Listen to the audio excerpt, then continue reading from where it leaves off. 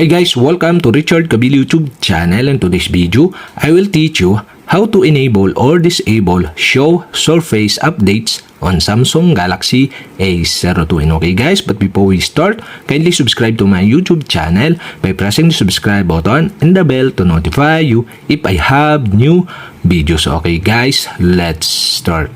So okay guys, here in your Samsung Galaxy A02, you'll have to do is go to settings.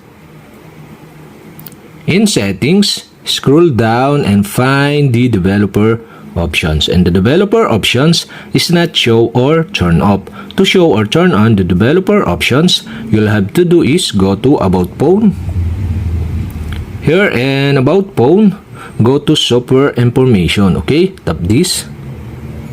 In software information, you can see here the build number. And okay guys, to show or turn on the developer options, you'll have to do is tap the build number 7 times. Okay, 1, 2, 3, 4, 5, 6, 7.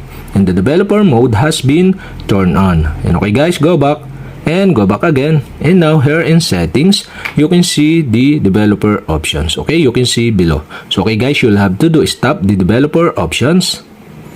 In developer options, scroll down and go to drawing section. Here in drawing section, you can see here the show surface updates, and on the right side of this, you can see the switch button. And okay guys, to enable the show surface updates, you'll have to do is switch on the switch button on the right side. And if this turn on, okay, flash entire window surface when they update.